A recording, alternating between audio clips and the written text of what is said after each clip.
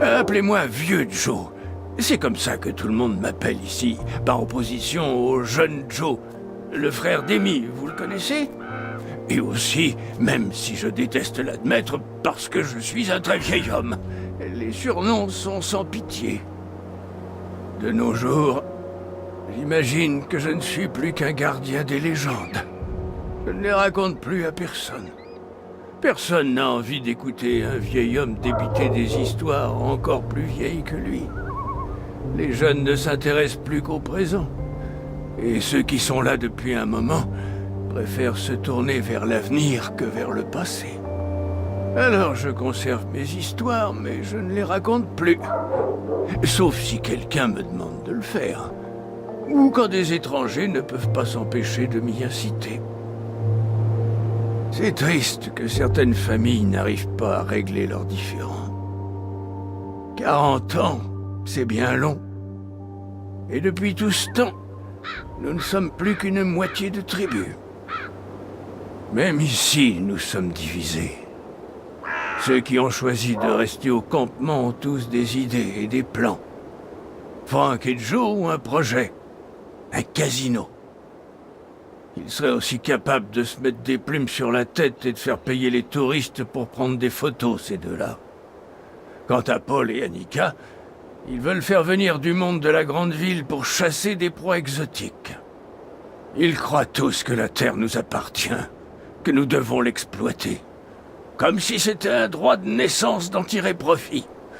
Comme si elle nous devait quelque chose. Je ne dis pas que nous sommes les seuls fautifs. Prenez Red. Voilà un homme que certains traiteraient de tête de cochon, et il n'aurait pas tort. Bon, c'est un homme de principe, et je ne prétends pas que j'aurais agi différemment si j'avais été à sa place. Mais il a sa part de responsabilité. Il n'a jamais su pardonner. Mais nous avons tous dû faire des choix difficiles. Il a fait les siens, j'ai fait les miens.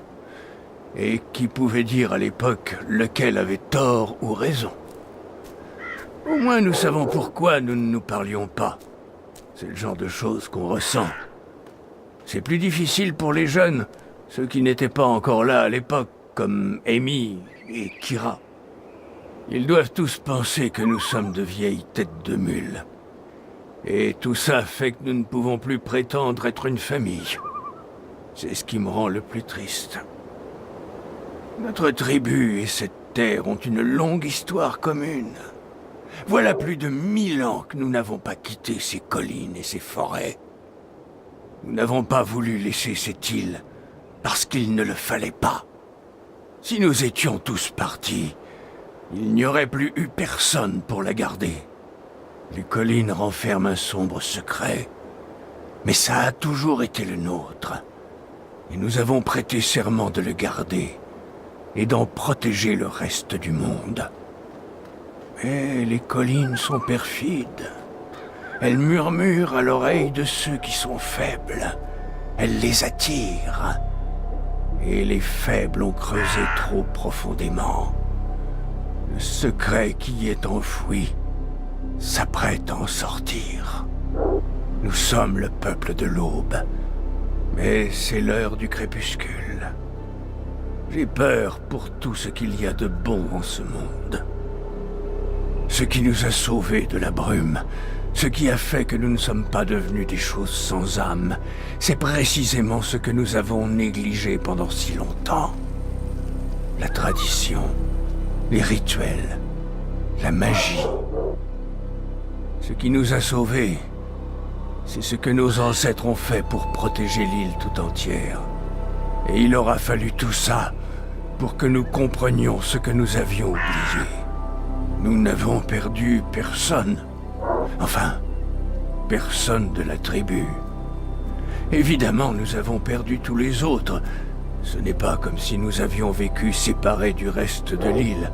Ces gens étaient nos amis et nos voisins. Et beaucoup d'entre nous ont perdu quelqu'un de bien. Des gens auxquels ils tenaient, qu'ils aimaient. Je sais qu'Amy espère toujours que son mari est vivant, quelque part dans les environs. Mais il est probablement mort. Souhaitons-lui de l'être. Sinon, c'est encore bien pire. J'ignore si ces choses qui sont ressorties de la mer ont gardé des souvenirs ou des sentiments.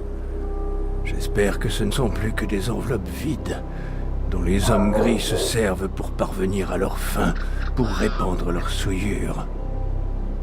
S'il reste un peu d'humanité en eux, eh bien, c'est un enfer d'un nouveau genre, auquel je préfère ne même pas penser. Pourquoi d'autres que nous ont-ils survécu à la brume? Je n'en sais rien. Peut-être qu'il y a une raison à tout ça, ou peut-être que c'est juste de la chance. Mais nous, notre tribu, nous étions protégés. Et on ne peut pas faire comme si de rien n'était. Désormais, nous avons un but. Nous avons une mission.